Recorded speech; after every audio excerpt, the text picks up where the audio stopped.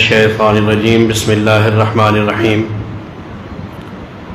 فلیحذر الذین یخالفون عن امرہ ان تصیبہم فتنۃ او تصیبہم عذاب علیم۔ اپنے اساتذہ اور مشائخ کی موجودگی میں میرے لیے گفتگو کرنا بھولے ہوئے سبق کو یاد کرنے کے مترادف ہے۔ میٹھی میٹھی زبان میں اب اپنے بہت پیاری گفتگو سنی، رسول اکرم صلی اللہ علیہ وسلم سے محبت کے تقاضے،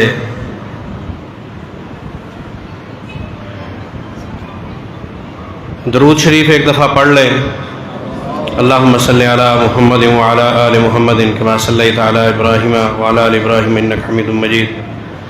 اللہم بارک علی محمد وعلی آل محمد کما بارکت علی ابراہیم وعلی آل ابراہیم انک حمید مجید۔ سرور دو عالم حضرت محمد الرسول اللہ صلی اللہ علیہ وسلم کا فرمان ہے، جو شخص ہماری گفتگو اور بات سے ہٹ کر بات کرے اور ایسی بات کرے جو ہمارے حکم کے مطابق نہیں، وہ مردود ہے۔ کلام مقدس کی یہ آیت مبارکہ جو میں نے ابھی آپ کے سامنے پڑھی، اللہ رب کائنات نے اس میں ارشاد فرمایا ہے، جس نے میرے رسول کی جان بوجھ کر مخالفت کری اور مومنوں کا راستہ چھوڑ کر اپنا راستہ الگ بنا لیا، ان لوگوں کو آپ ڈرائیے، کہیں ایسا نہ ہو کہ ان کو کوئی عذاب پہنچے یا کسی فتنے کا وہ شکار ہو جائے۔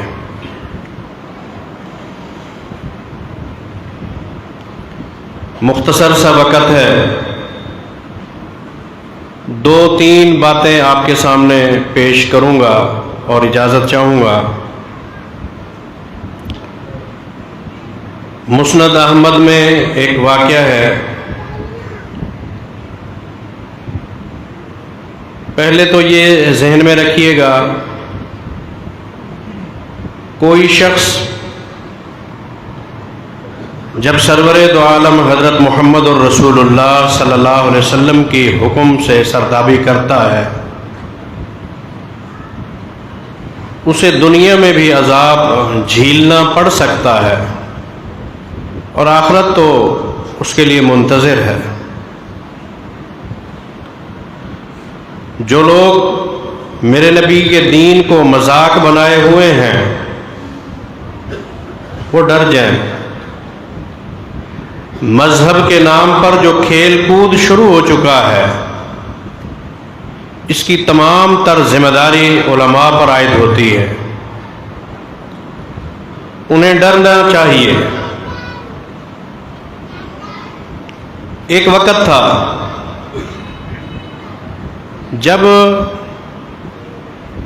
غیر دانستہ طور پر روئے ارض کے انبیاء کے بعد فضیلت اور مرتبے والے لوگوں سے کوتاہی ہو جاتی، اللہ کی طرف سے فوراً ان پر کوئی نہ کوئی ابتلا آ جایا کرتی تھی، اور جب بھی ان سے نہ چاہتے ہوئے کوئی غلطی ہو جاتی، پوری زندگی اس غلطی پر پشیماں رہتے تھے۔ وہ لوگ کون ہیں؟ وہ پاک باز قدوسی تھے، جن کو اللہ نے میرے نبی محمد الرسول اللہ صلی اللہ علیہ وسلم کے لیے منتخب فرمایا تھا۔ مسند احمد میں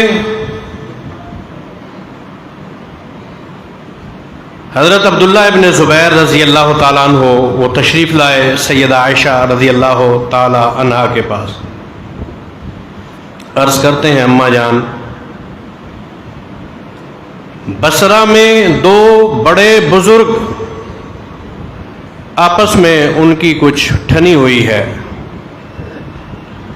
کچھ اختلافات چل رہے ہیں. میں آپ سے گزارش کرتا ہوں آپ تشریف لے چلیں. آپ کو دیکھتے ہی مسلمانوں کے دو گروپوں میں صلح ہو جائے گی. مجھے خطرہ محسوس ہو رہا ہے کہیں ایسا نہ ہو مسلمان آپس میں لڑ پڑے, خون ریزی ہو جائے, جھگڑا طول پکڑ گیا تو نقصان ہوگا. صلح کی غرض سے میری اماں قدوسہ مطہرہ سیدہ عائشہ رضی اللہ تعالی عنہا تیار ہو گئیں کہ اگر میری وجہ سے مسلمانوں کے دو الجھتے ہوئے گروپوں میں صلح ہو جاتی ہے تو میری تو خوش نصیبی کی بات ہے. تیار ہو گئیں, سفر کا وقت آ گیا, اپنی اونٹنی پہ تشریف فرما ہوئی اور بصرہ کی طرف چل پڑی. کئی منزلیں طے کرنے کے بعد بنی عامر کی بستی, اس بستی کے باہر ایک تالاب ہے. جب وہاں پہنچتی ہیں کیا دیکھتی ہیں کہ اس بستی کے کتے نکلے اور حضرت عائشہ رضی اللہ تعالی عنہا کی اونٹنی کے گرد چکر لگانے لگے اور بھونکنے لگ گئے.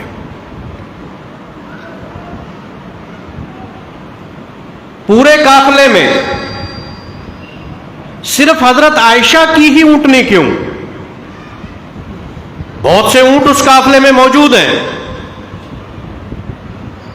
یہاں کیوں آئے؟ اللہ اکبر. سیدہ عائشہ رضی اللہ تعالی عنہا نے قافلہ روک لیا, اپنے بھانجے سے مخاطب ہو کے ارشاد فرماتی ہیں یہ بستی کون سی ہے؟ فرمانے لگے یہ حواب تالاب ہے, بنی عامر کے پانیوں پر ہم پہنچے ہوئے ہیں. آپ نے فوراً اپنی اونٹنی کا رخ بدل لیا اور فرمانے لگی میں آگے نہیں جاتی, واپس چلو. صحابہ کرام پریشان ہو گئے. عبداللہ رضی اللہ تعالیٰ عنہ بھی دم بخود ہے, اماں جان ہم ایک مقصد لے کر آئے تھے, مسلمانوں کے دو بڑے گروپوں میں صلح مقصود ہے. آپ کا رخ انور اور آپ کا قافلہ دیکھ کر وہ دونوں اپنے اپنے موقف سے دستبردار ہو جائیں گے. یہ بہترین موقع صلح کا ہاتھ سے نہ جانے دیں. سیدہ عائشہ رضی اللہ تعالیٰ عنہ فرمانے لگیں بیٹے مجھے ایک واقعہ یاد آ گیا ہے. رسول اکرم صلی اللہ علیہ وسلم نے اپنی بیگمات کو ایک موقع پر وفات سے قبل جمع کیا. سب خواتین تشریف فرمائے. اس وقت آپ نے ایک جملہ ارشاد فرمایا تھا, وہ جملہ مجھے یاد آ گیا. ایک وقت آئے گا ما بالو نسوۃ من ازواجی تنبہ علیہا کلاب الحواب, کہ جب میری حرم کی ایک خاتون پر, میری ایک بیوی پر حواب کے کتے اکٹھے ہو کر بھونکنے لگیں گے. اور امام کائنات محمد الرسول اللہ صلی اللہ علیہ وسلم کی وہ پیش گوئی کی ہوئی حرف بحرف آج پوری ہو چکی ہے. مجھ سے غلطی ہو گئی, میں اپنی غلطی سے رجوع کرتے ہوئے مدینہ میں واپس جانا چاہوں گی, میں آگے نہیں جاتی. امام ابن تیمیہ رحمت اللہ علیہ اس پر ارشاد فرماتے ہیں سیدہ عائشہ رضی اللہ تعالی عنہا ساری زندگی ان کو جب یہ واقعہ یاد آتا ہے اتنا روتی حتیٰ کہ ان کا دوپٹہ بھی تر ہو جایا کرتا تھا رو رو کر کے مجھ سے وہ غلطی ہو چکی ہے, کاش میں نہ نکلتی. آپ نے یہ جان بوجھ کر غلطی کی, کوئی فتنہ اور فساد کا مقصد لے کر نعوذ باللہ وہ گھر سے نکلی، عظیم ترین مقصد مد نظر۔ آوارہ لوگ جو ہوتے ہیں نا، ان واقعات سے ناجائز فائدے اٹھاتے ہیں۔ نوجوانوں کے سامنے یہ واقعہ آج کل پیش کیا جاتا ہے دوسرے رخ کے ساتھ۔ میں نے ہو بہو وہ واقعہ جو کتب حدیث میں موجود ہے آپ کے سامنے رکھا۔ بتائیے اس میں کون سا اعتراض بنتا ہے سیدہ عائشہ کی شخصیت پر؟ اللہ اکبر، میں پھر کیوں نہ کہوں، مجبوراً ہمیں کہنا پڑتا ہے۔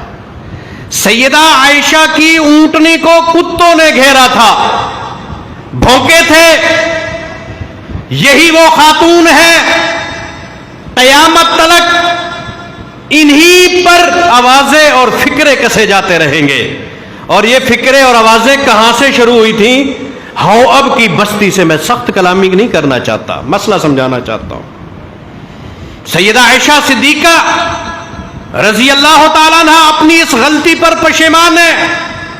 جب بھی واقعہ یاد آتا ہے روتی ہیں، اس لیے کہ نادانستہ غلطی ہو گئی۔ اور امام الانبیاء محمد الرسول اللہ صلی اللہ علیہ وسلم کی وہ پیش گوئی آپ کی ذات پر پوری ہوئی۔ اللہ اکبر، پھر میں کیوں نہ کہہ دوں وما ینطق عن الہوی ان ہوا الا وحی یوحی۔ ذرا ٹھہر کر یہ مسئلہ بھی سمجھتے چلو۔ بین السطور یہ بھی ہمیں سمجھ میں آیا کہ نبی علیہ الصلوۃ والسلام کی زبان اقدس سے جو نکلتا ہے وہ اللہ کی وحی ہے، اللہ کی طرف سے ہے۔ یہ پیش گوئی جو آپ نے ارشاد فرمائی تھی، یہ تجربے کی بنیاد پر نہیں کہی جا سکتی۔ اگر تجربے کی بنیاد پر مستقبل کی خبریں دی جا سکتی ہیں، میں آپ میں سے چیلنج کرتا ہوں، کوئی شخص کھڑا ہو کے آئندہ 10 سال 6 سال کے بعد کا کوئی واقعہ مجھے سنا دے کہ یہ ہونے والا ہے، فلاں دن میں فلاں علاقے میں یہ واقعہ ہوگا۔ ہے کوئی مائی کا لال کھڑا ہو کے بتائے؟ نہیں۔ یہ صرف کون بتاتا ہے؟ وہی جس کے پاس غیب کی خبریں آتی ہیں، اور وہ صرف کون ہے؟ امام الانبیاء محمد الرسول اللہ صلی اللہ علیہ وسلم کی عظیم ہستی۔ اللہ اکبر۔ عزیزان من، میں عرض کر رہا تھا صحابہ کرام کی ہستیاں، وہ عظیم ہستیاں، اگر کوئی معمولی سی کوتاہی ہوئی، اپنی کوتاہی پر شرمندگی، ندامت، افسوس کا اظہار پوری زندگی لگا رہتا ہے۔ اللہ اکبر۔ آج بھی وہی افسوس سیدہ عائشہ کو گھیرے ہوئے ہے۔ عزیزان من، ذرا آگے میں آپ کو لے کر چلتا ہوں۔ ایک واقعہ اور سنیے، صلح حدیبیہ کا واقعہ ہے۔ صلح حدیبیہ میں امام کائنات محمد الرسول اللہ صلی اللہ علیہ وسلم لڑنے کے لیے نہیں گئے تھے، عمرے کے لیے تشریف لے گئے۔ مکہ مکرمہ کا سفر ہے، برکت والا سفر ہے، عزت والا سفر ہے، اور وہاں مکہ مکرمہ سے 19 میل کے فاصلے پر آپ نے پڑاؤ کر دیا۔ کافروں کا ایک سفیر آیا، وہ کہنے لگا ہم آپ کو عمرہ نہیں کرنے دیں گے، عمرہ کرنا ہے اس سال واپس جانا ہوگا، آئندہ سال آپ کو عمرے کی اجازت ملے گی، شرائط طے کریں گے۔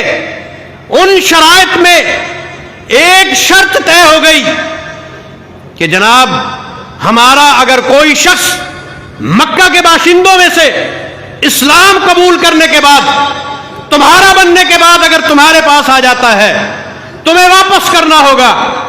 تمہارا کوئی شخص اگر ہمارے پاس آ گیا، ہم واپس نہیں کریں گے۔ سرور دو عالم نے خندہ پیشانی کے ساتھ مسکراتے ہوئے سیدنا علی رضی اللہ تعالیٰ عنہ کو آرڈر جاری کر دیا، علی لکھ دو۔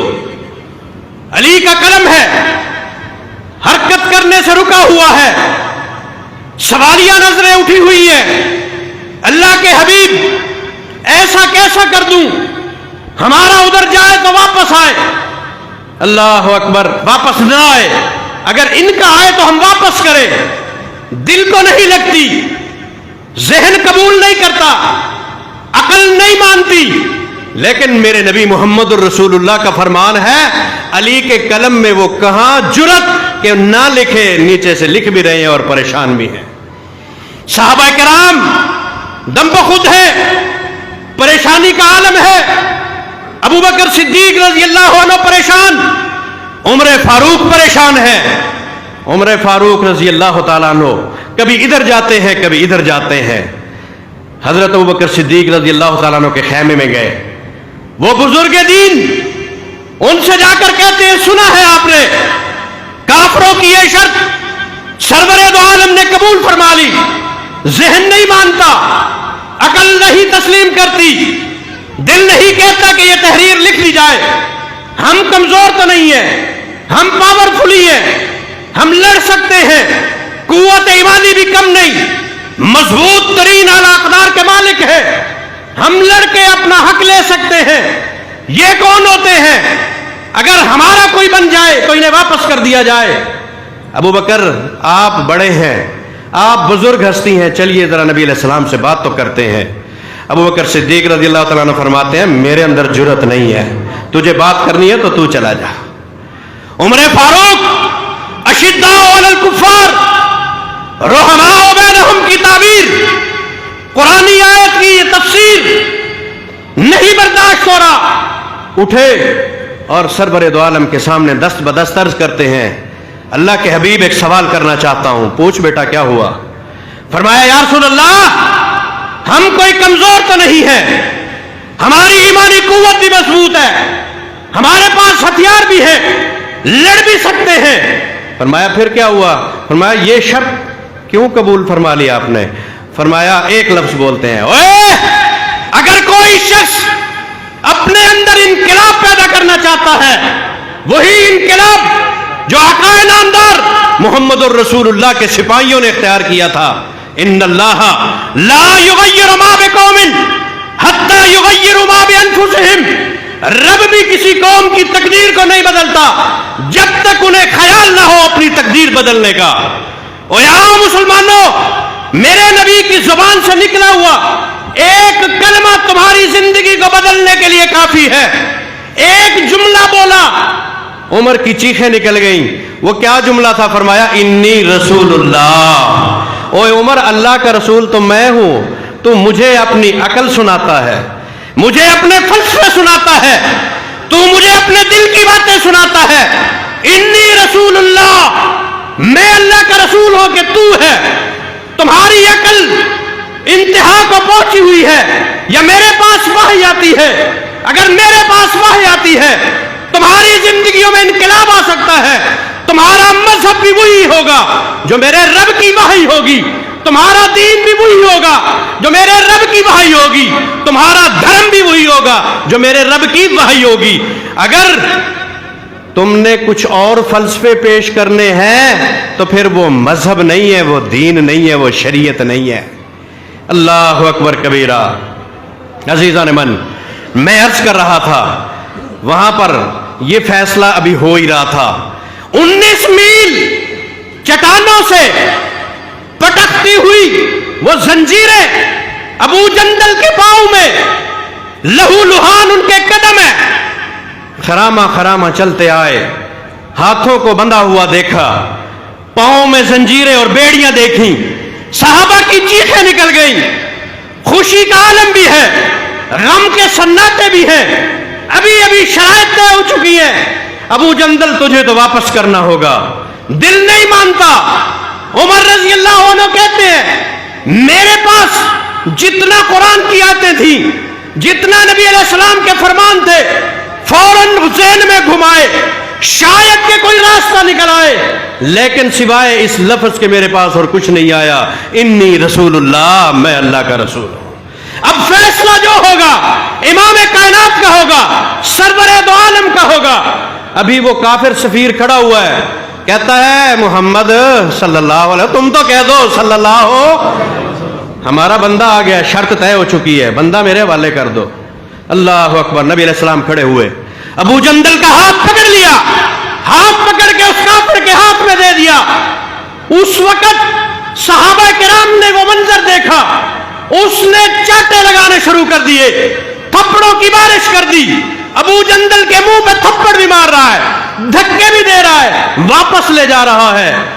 صحابہ کی چیخیں نکلی، رو رہے ہیں، اور لکھنے والوں نے لکھا، احادیث میں آیا عمر رضی اللہ تعالیٰ عنہ اتنا رویا، ہم نے نہ اس کو پہلے کبھی روتا ہوا دیکھا تھا، نہ بعد میں کبھی روتا ہوا دیکھا ہے۔ اللہ اکبر۔ لیکن کیا تھا؟ میرے نبی محمد الرسول اللہ کے فیصلے کے سامنے سر تسلیم خم کر لیا تھا۔ اور آج تو اپنی بات کو دین بنا کے پیش کرتا ہے، اپنی عقل کو دین بنا کے پیش کرتا ہے، بڑوں کی بات کو دین بنا کے پیش کرتا ہے، اپنے بزرگوں کے ملفوظات کو دین بنا کے پیش کرتا ہے، مذہب کا لبادہ اڑا کے پیش کرتا ہے۔ میں پوچھتا ہوں اللہ کے سامنے جواب دینے کا جب وقت آیا، بتا، تجھ سے پوچھ لیا تو کون سا دین لے کے آیا ہے؟ تو اس قابل ہے کہ کہہ دے گا میں محمد الرسول اللہ کا دین لے کے آیا ہوں صلی اللہ علیہ وسلم؟ اگر تو یہ کہہ سکتا ہے، اللہ کی قسم تو کامیاب ہے۔ اگر تو یہ نہیں کہہ سکتا، رب کعبہ کی قسم تو کامیاب نہیں ہے۔ میں ایک سوال کرتا ہوں، اگر قیامت کے دن اللہ پاک حکم جاری کر دے میلاد کا جو جشن مناتے تھے وہ الگ ہو جائیں، اور جو میلاد کا جشن نہیں مناتے تھے وہ الگ ہو جائیں، میں آپ سے پوچھتا ہوں، اپنے دلوں پہ ہاتھ رکھ کے بتا، صحابہ کرام کس فہرست میں جائیں گے؟ جشن میلاد منانے والوں میں کھڑے ہوں گے یا نہ منانے والوں میں کھڑے ہوں گے؟ وہ اہل حدیث کہاں ہوں گے؟ صحابہ کے ساتھ ہوں گے یا دوسرے گروپ میں؟ پھر جا اپنے مسلک پہ نظر ثانی کر، اپنے مذہب پہ نظر ثانی کر، بتا لوگوں کو میں غلطی پر ہوں، دین وہی ہے جو اللہ کی وحی ہے، اور وہ کس پہ اترتی ہے؟ محمد الرسول اللہ صلی اللہ علیہ وسلم پہ اترتی ہے۔ جنہوں نے وحی اترتے ہوئے دیکھی تھی، میرا وقت ختم ہو جائے شیخ صاحب مجھے بتا دیں گے، تھوڑا سا اشارہ فرما دیں گے، اللہ آپ کو جزائے خیر دے۔ مصعب بن عمیر رضی اللہ تعالیٰ عنہ ساری زندگی نبی علیہ السلام کی اطاعت اور فرما برداری میں بسر کر دی، ساری زندگی نبی علیہ السلام کی ایک ایک حرکت کو نوٹ کرتا ہے، اپنی زندگی پہ نافذ کرنے کی کوشش کرتا ہے، حتیٰ کہ لباس بھی پہنتا ہے۔ تو امام کائنات محمد الرسول اللہ صلی اللہ علیہ وسلم نے جو کپڑے پہنے ہوئے ہیں گھر جا کے وہی کپڑے پہن کے آ جاتا ہے۔ غزوہ احد ہے، احد کے شہداء کے اندر ایک لاش الٹے منہ پڑی ہوئی، لباس وہی ہے جو سرور دو عالم نے پہنا ہوا تھا۔ صحابہ کرام نے دیکھا نبی علیہ السلام شہید ہو گئے، چیخیں نکل گئی، ہائے آج اگر یہ منظر تمہاری نگاہوں کے سامنے آ جائے تمہاری حالت کیا ہوگی؟ صحابہ کی حالت کیا تھی؟